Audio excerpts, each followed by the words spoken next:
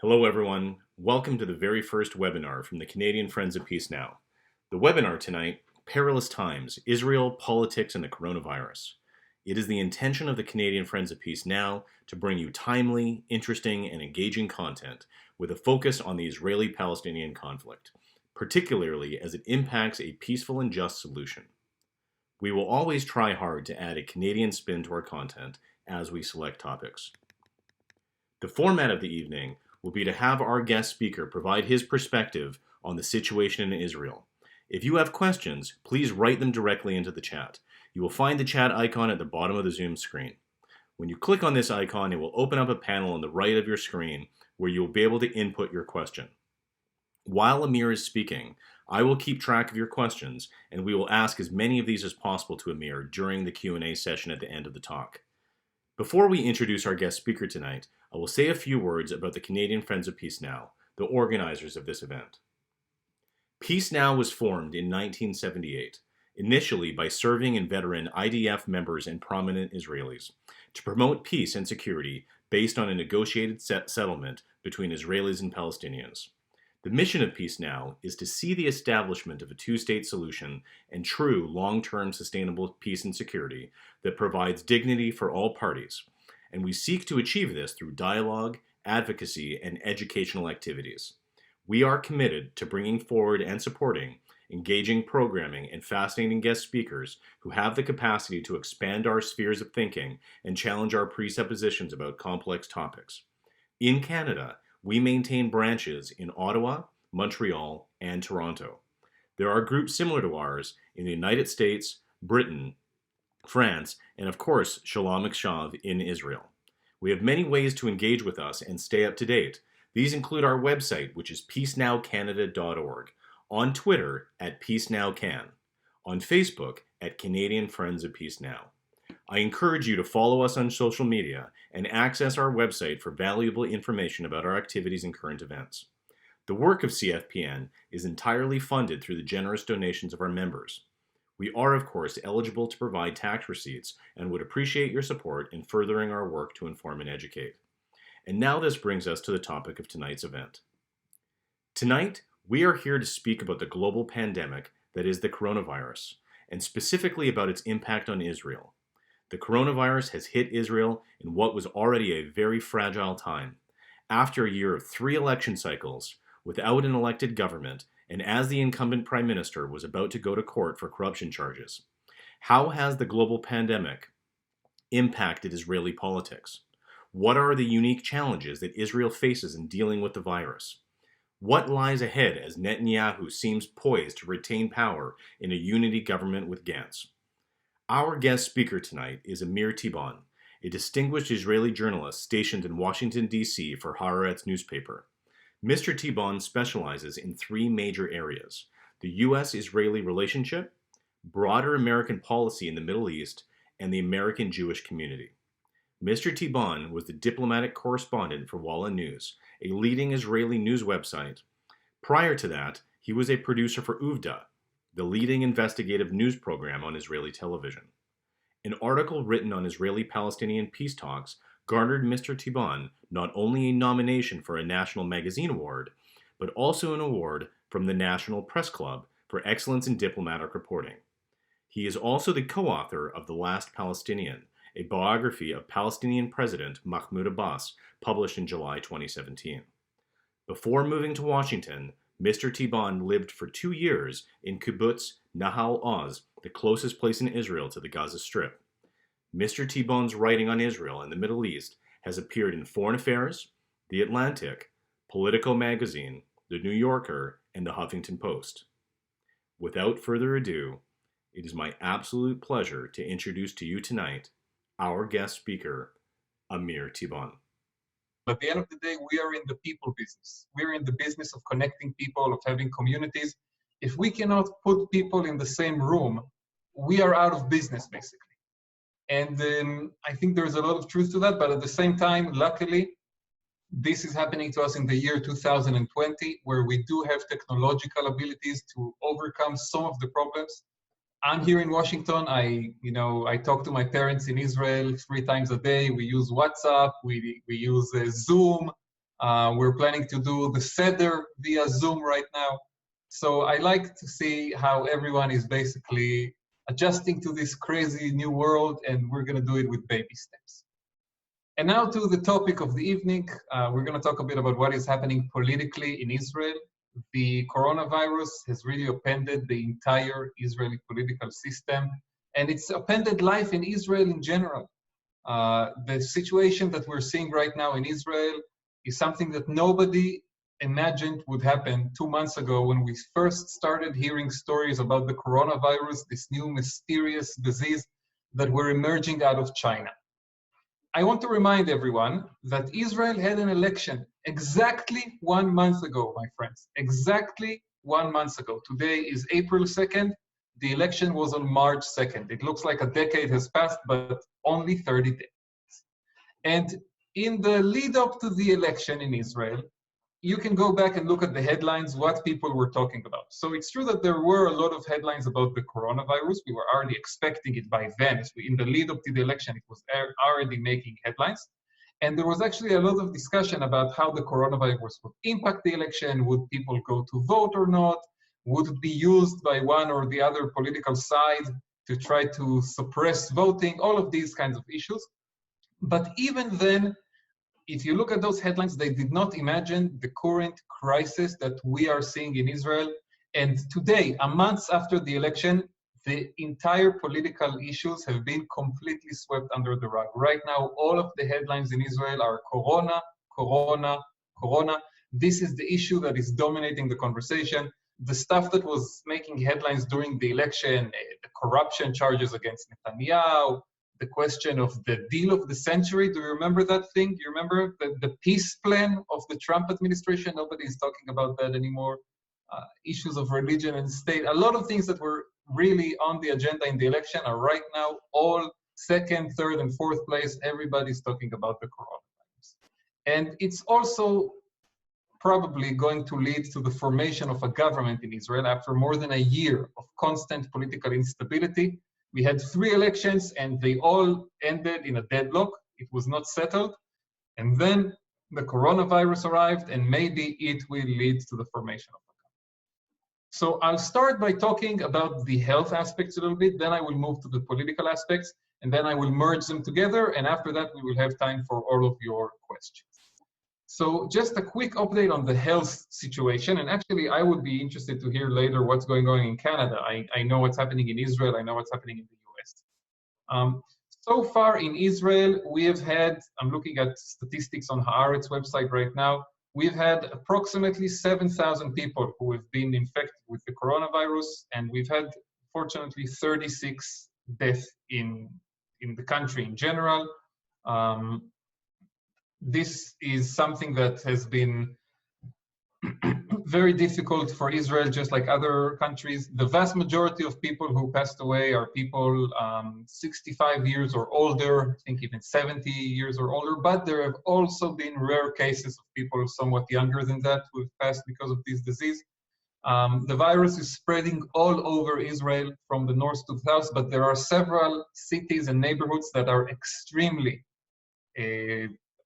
exposed to it, where we are seeing very, very high and very concerning numbers of infections. And the most significant place right now that is making headlines is the city of Bnei Brak. Bnei Brak, to those who visited Israel, you probably know it's an ultra-Orthodox stronghold located outside of Tel Aviv, something like 20 minutes to the east of Tel Aviv. It's a city where almost the entire population is ultra-Orthodox. And it is now the epicenter of the coronavirus infection in Israel.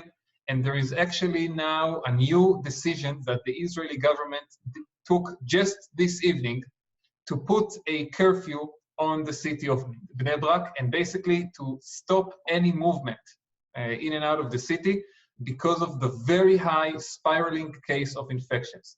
The coronavirus is also happening in other areas of Israel. We're seeing it in Tel Aviv and in Jerusalem, and like I said, really all over. But we do have statistics that show that the most troubling centers of infection right now are in ultra-Orthodox communities. Bnei Brak is one example. Kiryat Yearim outside of Jerusalem is another. some of the Haredi neighborhoods in Jerusalem. There are several explanations for why it's happening. One explanation is because about 3 weeks ago, we had Purim events all over Israel. And of course, what we've learned is that with the coronavirus, usually when something happens, the price for it is paid 2 or 3 weeks later. So a lot of people went out for the Purim events, and although in some municipalities in Israel, the events were canceled and people took precautions, unfortunately, in the ultra-Orthodox world, it took much more time before the rabbis and the political leaders realized what was happening. And as a result, we are now seeing a wave of infection. Another problem that we have is that the current health minister in the Israeli government, I personally hope he will not stay there for long, but with the current government negotiations, it's impossible to predict. The current health minister, Yaakov Litzman, he's the leader of the United Torah Judaism Party, which is an ultra-Orthodox party. And he has been very inefficient in convincing the ultra-Orthodox rabbis and community leaders to take this threat more seriously. And today it was reported that he himself, the health minister of the government of Israel, broke the government's instructions regarding gatherings of people in small places, gatherings of more than 10 people. What did he do? He went to pray in the synagogue. And the government has been urging and pleading and even threatening the citizens of Israel for several weeks now not to hold any kind of gatherings, to keep distance from each other, not to stack people into small spaces, and then to see the health minister of the government go and break those instructions from the government is really a crazy situation. And I hope he will pay for this with his chair, although I'm not optimistic that it will happen. We will have to wait. So, as you understand, it's a big crisis ongoing right now. There have been restrictions on movement in Israel for several weeks now. People are basically told not to get out of their house unless it is for essential needs. What are essential needs? Shopping, getting your medicine, shopping, I mean groceries, of course, because malls and other stores are shut down. But if you want to go grocery shopping, the supermarkets are open, bakeries are open. If you want to go to the pharmacy to get medicine, that is open. If you need to take care of a sick relative or something like that, or if you have to go in general for health reasons, that is totally fine. And also you can do sports activity, but only in a radius that is very close to where you live and only in a group of 2 people or less. Basically, if a couple wants to take a walk in the evening, that's fine, but you cannot do sports activities of more than 2 people. These restrictions so far have mostly held nicely across Israel. We are seeing signs that most Israelis are following the dictations about social distancing and are taking it seriously. And there are even some encouraging numbers showing that if you put aside the ultra-Orthodox situation, overall in the country, while there are still new cases being discovered every day and there is testing, etc., it seems like the scale of the growth is slowing somewhat. You have more new infections every day, but the question, of course, is do you have many more infections than the day before or only a mild growth? And there are some encouraging signs that if you isolate the situation in the ultra-Orthodox community, social distancing is working in Israel, which is also why I want to encourage all of my friends in Canada to also follow these kinds of guidelines and take it very, very seriously. So that's pretty much what I can say about the situation in Israel. The government is now considering whether or not to, at some point, ease some of the restrictions. It's certainly not going to ease any restrictions before Pesach, which is happening next week. And actually, Pesach is a big headache for everyone because Pesach is a time when Israelis usually hold big family gatherings. Everybody celebrates the holiday together, and people go shopping and buy tons of stuff and huge amounts of food. And the government is now telling people that this year you have to celebrate Pesach only with your immediate family. No large family gatherings for Pesach.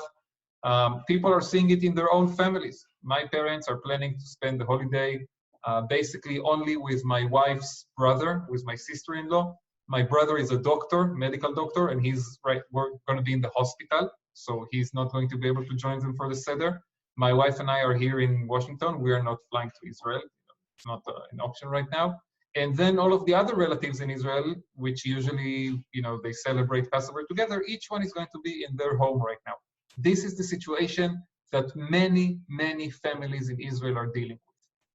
And the government is considering whether or not to ease some restrictions after Pesach, maybe to begin to add a little more economic activity, maybe to release some of the restrictions in cities and towns and areas where you do see less of the coronavirus. But it will take time.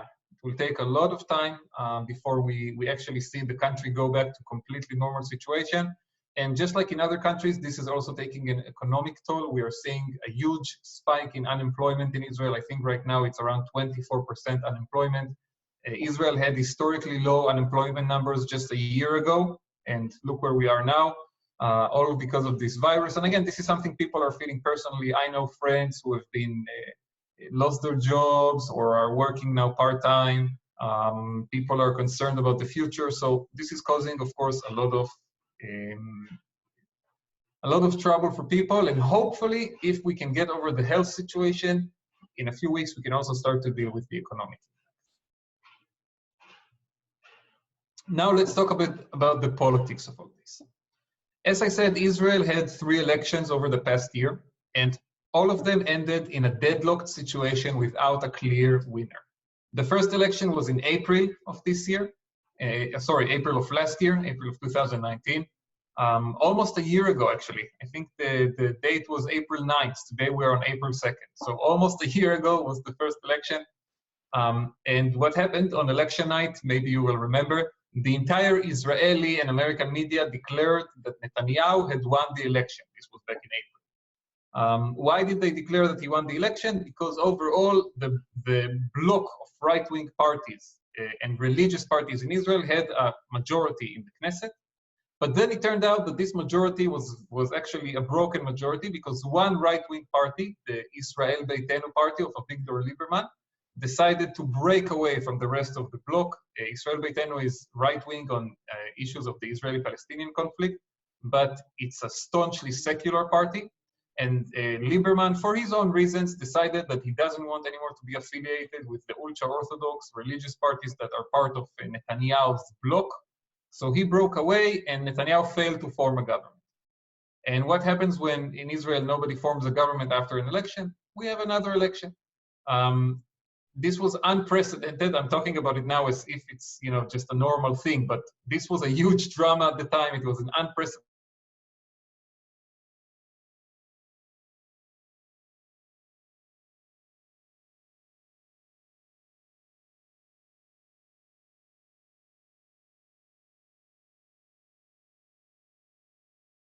And the thing that should have happened, according to the law in Israel, is that Gantz should have then received an opportunity to form a government. But Netanyahu was so concerned that Gantz would succeed in forming a government that he pushed to dissolve the Knesset and call another election in September, something that never happened. We went to the election in September, and after the election in September, most of the headlines in Israel and around the world were that Netanyahu lost the election. This is in September. By the way, I think I was in Canada a week before that election, doing some speaking with the Canadian Friends of Peace Now in Toronto and in Ottawa, and it was a lot of fun. But that election in September, what happened is that overall, the right-wing religious bloc without Lieberman, which is basically Likud and all the religious parties, lost 5 seats in the Knesset. And it looked like Netanyahu could now be out of power because Gantz, together with Lieberman and together with the left-wing parties and the joint list, the party that represents most of the Arab citizens, had a clear majority in the Knesset. But then we discovered that the political situation in Israel is really, really complicated because on the one hand, Netanyahu could not form a government in September, just like he could not do it in April. But the new majority, the anti-Netanyahu majority, also failed to turn itself into a government. In Israel, having a majority in the Knesset still doesn't mean that you have the majority needed to govern, because in order to create a government, you need all the different parties that want to be part of it to form a coalition together. And between the joint list, which is the most left-wing element in Israeli politics, It's a conglomeration of a communist party, an Arab nationalist party, an Islamist party, between the joint list on the left and Lieberman on the right, and even some members of Gantz's party, who are right-wing but just against Netanyahu. You could not find the compromise necessary for forming a government. So Netanyahu failed again to form a government. Gantz also failed to form a government. And we went to a third election, something that, again, well, we never had a second election in a year, but third was just absolutely stunning. That election, as I said, took place exactly a month ago. And the result was that Likud and the religious parties, which is basically the current Netanyahu bloc, got a little bit stronger. They won 3 seats more than September, but they are still 3 seats short of what you need to form a government. And once again, there is an anti-Netanyahu majority in the Knesset. It includes the Blue and White Party, this is the party of Gantz, Lieberman's party, Israel Beitenu, the Labour Party and Meretz, and the Joint List.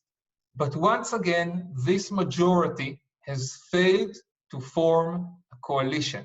And the main reason for it is opposition within Gantz's party, several people within the party, Blue and White, who are totally opposed to any kind of government that is built on the support of the Joint List. I have to say, on a personal level, this is a very disappointing result because it seems to disrespect the vote of the people. The Israeli public went to the polling stations a month ago, and overall 51% of Israelis, a majority, small majority, but a majority, 51%, voted for parties that oppose Netanyahu and that promised not to be in a coalition with Netanyahu. This is Blue and White, Israel Beitenu, Labour, Meretz, and Joint List. Overall, they won 51% of the vote and also 51.5% of the seats in the Knesset. It's a majority. But because of the very vast ideological differences that you do have between all of these parties, they failed to get to a situation where they actually form a coalition together. The Joint List took a big step in that direction when they recommended Gantz to form the government, right? In Israel, after the election and before a government is formed, there is this kind of ceremonial event where the heads of the different parties tell the president which party they recommend to lead the government. And the Joint List, for the first time ever, all of its components, from the most Arab nationalist to the more moderate, everyone together recommended Gantz to form a government. It looked like Gantz could then go ahead and do it, but instead, because of the opposition within his party to working with the Joint List, Gantz has decided to take a different route, and he is now negotiating a unity government with Netanyahu. After 3 election cycles in which Blue and White promised not to sit with Netanyahu, not to be in government with him, not to give him legitimacy. This is after Netanyahu has been indicted for 3 corruption charges, and Blue and White made a whole campaign comparing Netanyahu to Erdogan, the president dictator of Turkey. And now suddenly Gantz is negotiating with him. And the price of this negotiation, it has not led yet to a government. I think it will lead to a government in the next few days. But the price has already been that Blue and White has been dissolved. The party has been split in half. One half, led by Yair Lapid, is going to stay in the opposition and is going to keep their word of not cooperating with Netanyahu. And the other half, led by Gantz, is actively negotiating a unity government with Netanyahu. Now, again, unity government, what does it actually mean?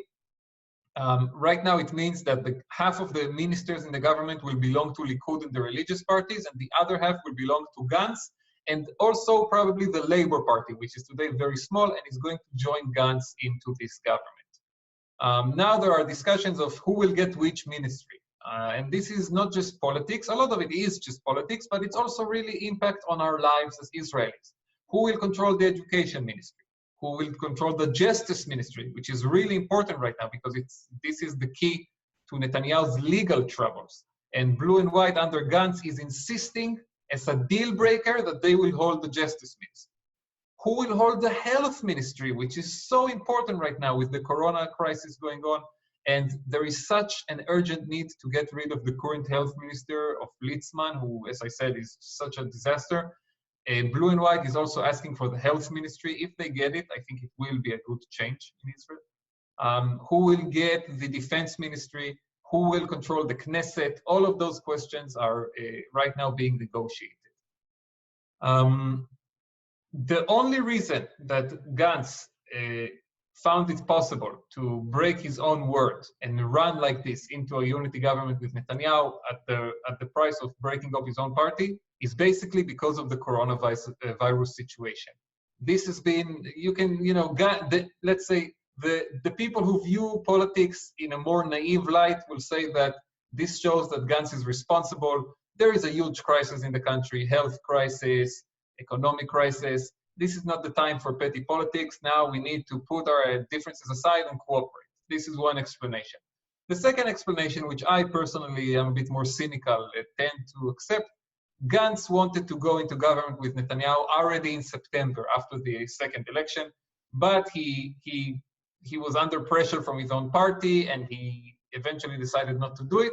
And now, after a year of constant campaigning, he's tired, he's exhausted, and this crisis has given him the opportunity to get into a deal with Netanyahu with a very, very, very reasonable excuse that, there is unemployment and people are dying, etc. And this gives him a very, very reasonable excuse to go into the government. A few more sentences that I do want to say before we turn to questions. Under the list of things that Israelis are allowed to do during the corona crisis, as I said, you can go to the pharmacy, and you can go to the supermarket, and you can go to the hospital, and you can even do some jogging. One very interesting addition is that you are allowed to protest.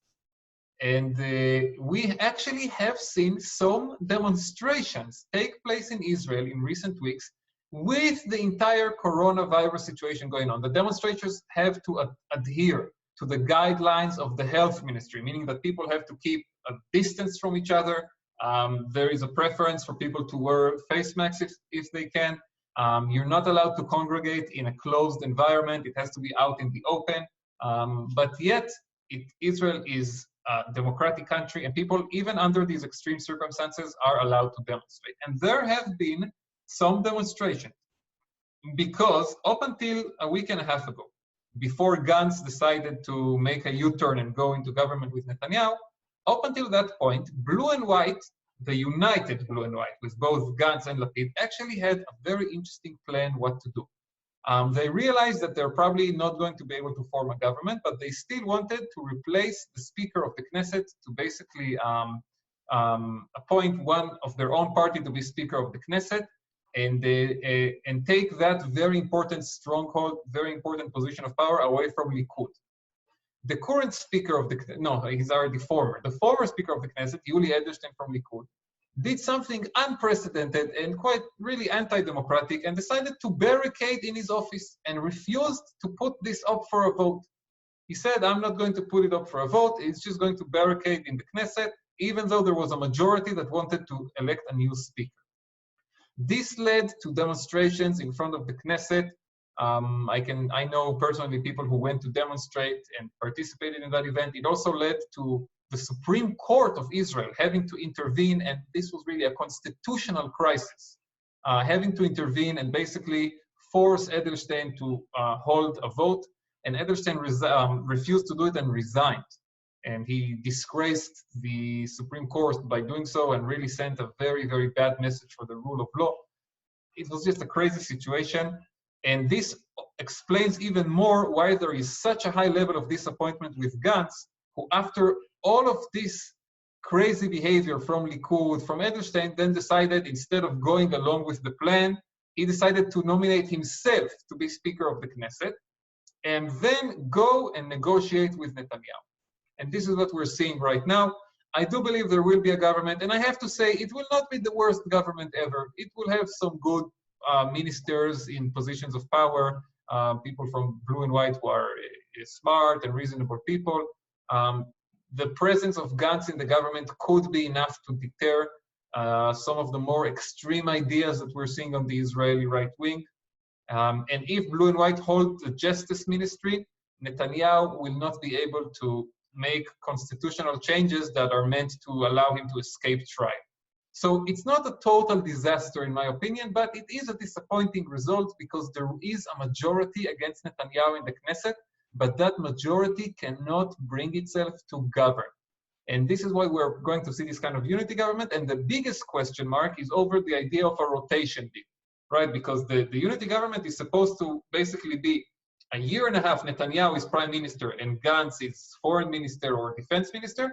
And then after a year and a half, in September of 2021, they switch and Gantz becomes prime minister. Will that actually happen? Netanyahu is not known to respect commitments. This is not exactly his strongest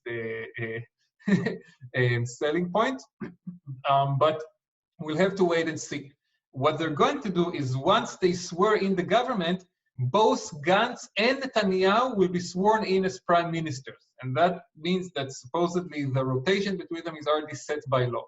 But, you know, Israeli politics, a year and a half, it's eternity. So that's pretty much the situation. I'm going, oh, wow, I see there's a lot of questions right now. So let's... So, Amir, I see... Yes. Thank you very much. That was really engaging. And I can't thank you enough for taking the time out of your day to come and meet with, you know, the 100 of us who were able to come and listen to you tonight. My pleasure. There are two questions that I want to open with that are kind of very similar, but I think we can answer them together. This is from Bob and Gabriella. The first is, what is Israel doing to ensure the health of Palestinians in Israel proper, in the West Bank and in the Gaza Strip? And then the second question is the coronavirus helping or hindering cooperation between the Israelis and Palestinians? What are its effects on eventual negotiations towards a resolution of the conflict? These are excellent questions. Let's separate, first of all, there is the issue of the Arab sector in Israel, and then there is the issue of the Palestinians in the West Bank and East Jerusalem, and then there is the issue of Gaza.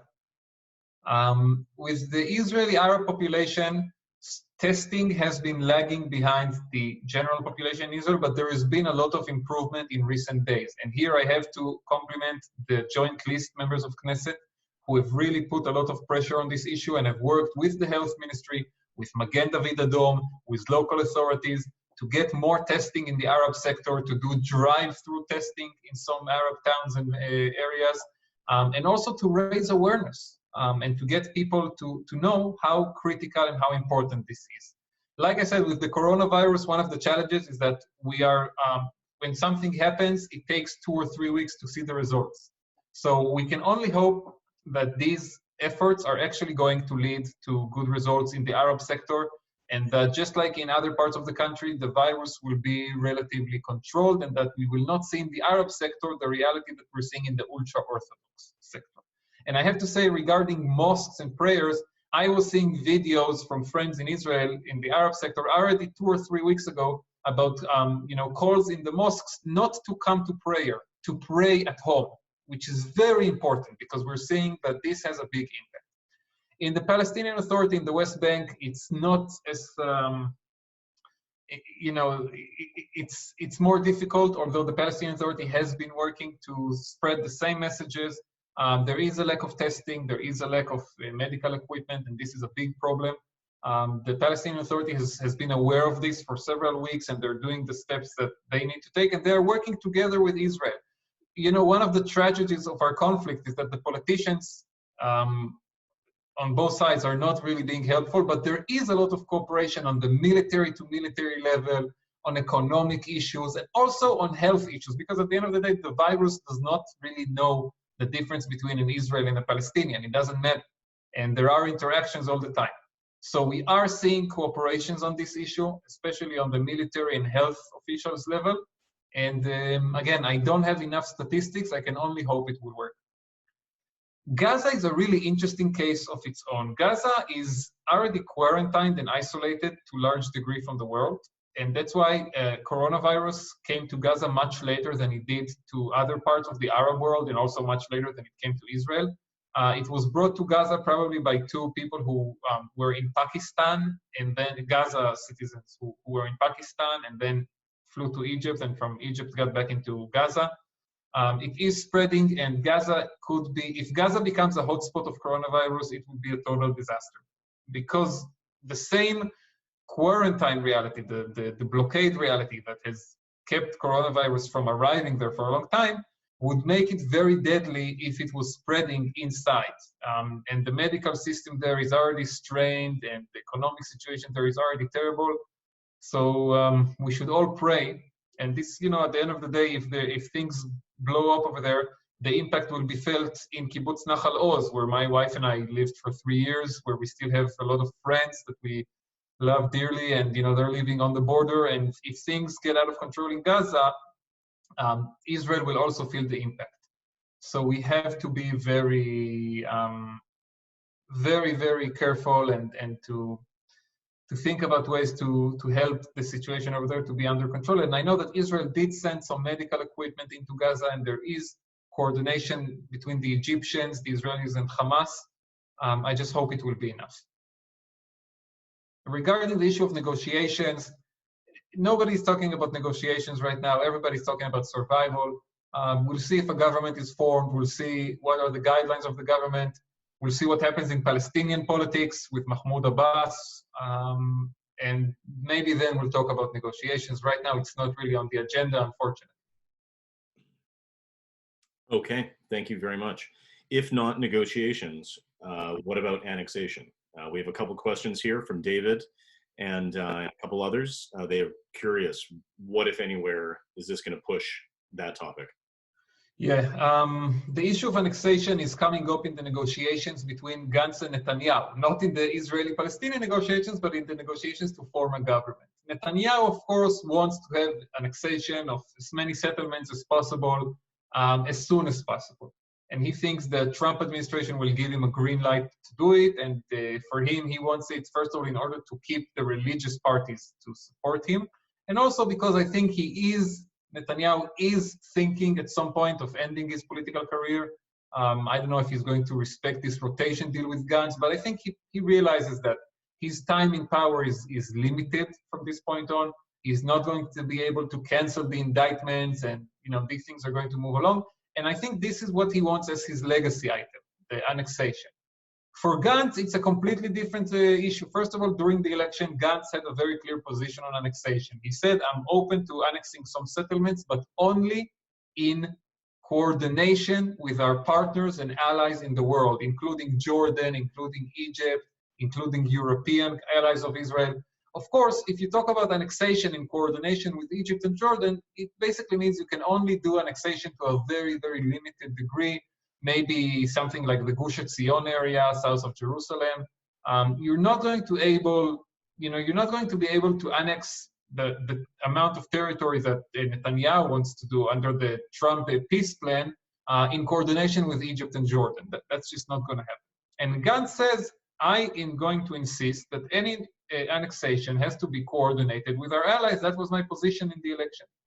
If Gantz on this issue gives in to Netanyahu, I think Gantz is already taking huge risks to his political career. If he does not become prime minister out of this rotation deal, his political career is over. But if he gives up on annexation, even becoming prime minister won't help him, because the people who voted for Gantz, they don't want this annexation. They are fine. I think many of them are fine with annexation of limited areas of the West Bank. Like I said, annexing Gush Etzion today has a lot of support in Israel. But the idea that each and every settlement in the West Bank, including the most remote settlements tucked in between Nablus and some other village, will become now Israeli territory officially, that's not what the voters of Gantz voted for. And I think this is going to be a sticking point in the negotiations, and maybe even lead to the failure of the unity government deal, and then maybe a fourth election or something. I don't know. But it is a very serious issue.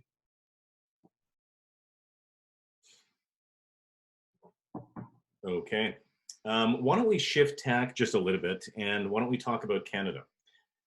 What, if anything, and perhaps it's zero, but what, if anything, is the general opinion of the average Israeli regarding Canada and Canadian contribution to the Israeli development and continued support and influence on Israeli politics, the economy, joint projects, etc.? I think Israelis overall don't know enough about Canada. We know much more about the United States, and even that knowledge is, of course, limited. But people know more about the United States. They know more about maybe countries in Europe or in the Middle East where their families are originally from. Russia today is a big player in the Middle East, and also we have, a million people who immigrated from Russia and the other former Soviet countries to Israel. Canada is a bit of a mystery. People like Canada overall. They have a positive view. It's considered a wonderful kind of country, very successful, and people are considered very nice and polite. People know there is a Jewish community over there, and there are strong ties between certain parts of Israel and that community. Actually, in the Gaza border area where I used to live, a lot of the bomb shelters were donated by the Jewish community, I think in Toronto, and that's something that is written on those bomb shelters. I have it inscribed in my head. So it is overall, a good view, but people don't really know enough. And I think Justin Trudeau has become famous on the world stage, and so you do have opinions about him in Israel, although I think mostly, what people will tell you is what my wife thinks about him, which is that he's very cute. I don't know if he's an efficient prime minister, but that's a different situation.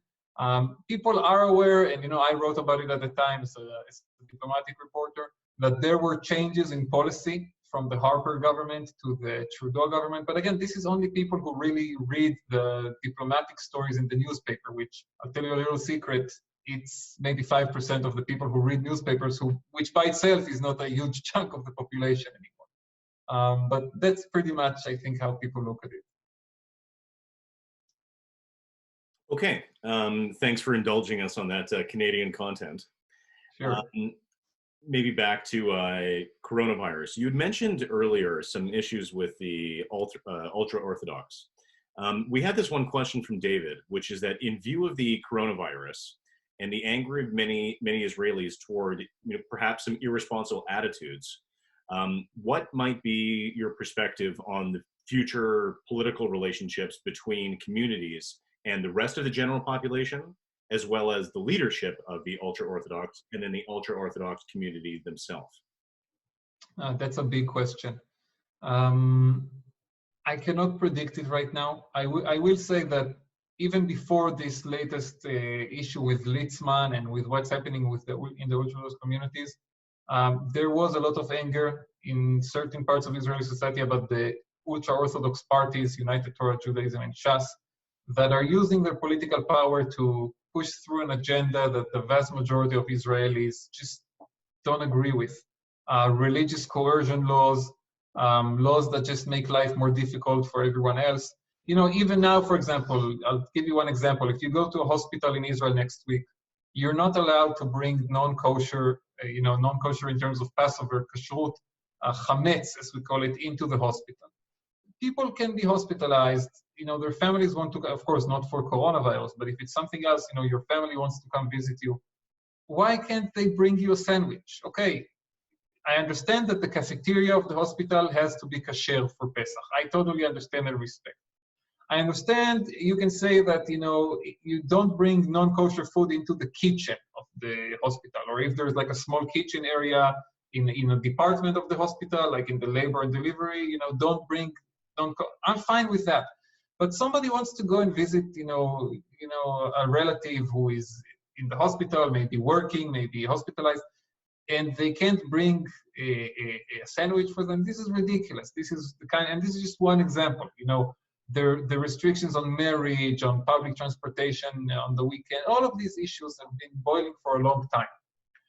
With Litzman specifically, it's also the fact that he has played a very negative role in the scandal of Malka Leifer. I don't know how much people in Canada are aware of this. This is a huge scandal, that a huge controversy that is happening between Israel and the Jewish community in Australia and the government of Australia, because this is an ultra-Orthodox woman from Australia who is being accused of sexually assaulting several Jewish girls, all of this in the ultra-Orthodox community there, and she's seeking refuge in Israel, basically using the immigration laws in Israel to avoid justice. And there's been a lot of criticism over the Israeli treatment of this case from the Jewish community in Australia and from the government, and Litzman is protecting her. So you create, you take all of this together and you add to it the current failures of the coronavirus issues that we're seeing. It is leading to a lot of anger. I personally hope that this anger will not be shown towards the ultra-Orthodox community, because at the end of the day, these are, citizens of Israel just like me. They have families, they want to live their life, they want everyone to be okay, and it should not, the blame is never on the population, and I'm against any kind of generalizations and racism and attacking the ultra-Orthodox, etc. But I do think it would be good for Israel if their parties lost some of their political power. I think they've been causing a lot of damage, and just getting Litzman out of the health ministry would be a huge step forward for Israel. Okay, thank you. We have two questions that I want to combine just regarding the Israeli left. One is from Reuven, and the other one is from Bernard. The first is, what is going to happen to Meretz and its coalition with Labor now, now that Amir Peretz has decided he wants to be part of the government? And the other question is, can the Israeli left rebuild itself by forging an alliance with the Arabs, or is it doomed to disappear? So basically, what's going to be happening to the Israeli left? So first of all, I'm glad to get a question here from my friend Bernard. Hope you're well. I'll say two things about the Israeli left. Meretz and Labor are going to split. It was always going to happen after the election. It's not a surprise. Labor wants to be part of government. It's a very small party at this point. It's really just going to join Gantz and probably merge into his blue and white party somehow. And that makes a lot of sense. How many center-left security-oriented parties can you have in one country?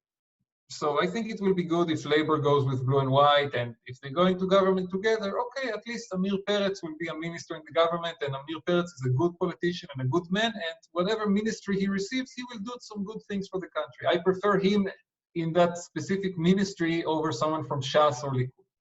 Meretz, in my opinion, needs to join forces with the Joint List. I think the only way forward is to build a Jewish-Arab left-wing alliance. There is no need to have, all different parties. Of course, within such a party, there will be differences on some issues, and that's okay. Meretz is very liberal on issues of religion and state and personal civil rights. And in the Joint List, you have some very conservative people, and I think you can find ways to basically have, on these issues, there will be freedom of voting, meaning any member of the party can vote their conscience. The important issues that we need to talk about where you can have this alliance, it's the occupation and the settlements and equality in Israel. And I think this is the way forward, to have some kind of a broader Jewish-Arab alliance. And I also want to say, the fact that Gantz is going into government with Netanyahu, this doesn't mean that all the people who voted for Gantz now are supporters of Netanyahu. Gantz is taking a risk here. If he indeed will be prime minister a year and a half from today, his political career will be in a perfect place. If Netanyahu cuts him short and he doesn't become prime minister, the 1.2 million Israelis who voted for blue and white, which is a big number in Israeli politics, they're not going anywhere. And they are still going to be center-left voters who care about security but don't like the Netanyahu and religious right-wing policies. And they will find a new home. Maybe Lapid will lead it. Maybe there will be some kind of another figure who will come in. Maybe there will be some kind of an alliance between Lapid and Lieberman. I don't know what will happen, but these voters are not going to disappear. So that's why I think at the end of the day, I don't like this all discussion about, oh, the center left in Israel has no future. Well, we just saw that the center left, together with Lieberman, who ran on a secular agenda, won a majority in the Knesset in 2 consecutive elections, September and now in March.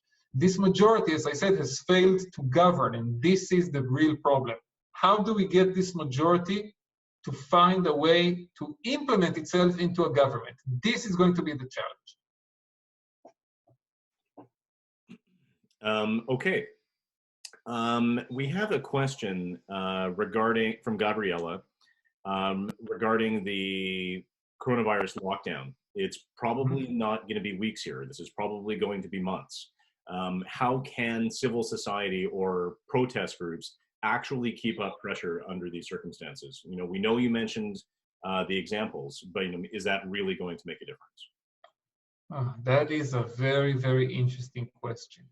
I think the demonstrations that happened in Israel 2 weeks ago actually received a ton of press coverage because of how crazy it was that people were getting out of their homes during this crisis and taking somewhat of a health risk, I have to say. Although, you know, if you keep the instructions, and some of the demonstrations, people didn't even get out of the car. It was basically hundreds of cars driving in circles around the Knesset and honking and waving black flags from the windows. So that's creative because you're not breaking any of the instructions, you're not taking any risk to yourself, but still you're making a protest. I think because of how crazy the situation is, the fact that people went out and protested got the media even more interested, and they got a lot of attention, and I think it had an impact on the national conversation significantly. In times like this, the number one priority of everyone needs to be remaining safe and healthy. At the same time, I think it's good for organizations and for activists to think of original ideas you can do. And this example with the cars is a wonderful example. They also did something that they called a virtual demonstration in Israel. They put up a podium in a room and people got up to give speeches in front of a camera. And it was only broadcast on Facebook. It was as if they are speaking to the town square, but there was nobody there. It was watched. I think the accumulation of the number was something like 500,000 Israelis watched. There are things to do, and there are ways to be active. And of course, one of the most important things about activism, in my opinion, is reaching out to people and getting people to care about issues, getting them to vote, to be involved. And now is actually a good time for that because everybody's stuck at home and bored. So why not take a phone call and get interested in some political issue? And at the end of the day, even if this continues for months, even if it continues for a whole year, it will be over at some point. There will be a vaccine. There will be some health solutions. And I think people need to prepare for that day and, you know, keep your eyes on the prize. Okay. I have another question here from Gita. Having heard about the loose restrictions, the ongoing political polarities, and a possible crisis in Gaza, Israel will be in trouble. My question is, how can the media and journalists like you make the people more aware of the necessity of more severe lockdown as we're in here in Canada? I think the media in Israel is giving ton of coverage to the coronavirus crisis, even in my opinion, sometimes too much, just, you know, getting everyone stressed out. I see it on myself, you know, every time I read the news about the coronavirus, I feel more stressed and you know, I mean, it's important. And honestly, if people are staying at home, if people are keeping a distance from others, if people are following the instructions, you know, washing their hands and not going out when it's not absolutely necessary, then I think people are doing the right thing. And I think in most of Israel, this is what people are really doing. I think most Israelis are following the instructions, are behaving as expected. And the government has over time increased the lockdown every time. You know, they add a little more and a little more. And I think overall there is public understanding to it because people realize this is a real significant threat. Okay. I have just a couple other questions here. I might just end with, we might just do two more questions here. Sounds good. There are some questions around some, let's say, conspiracy theories regarding Israel's participation in the creation of coronavirus.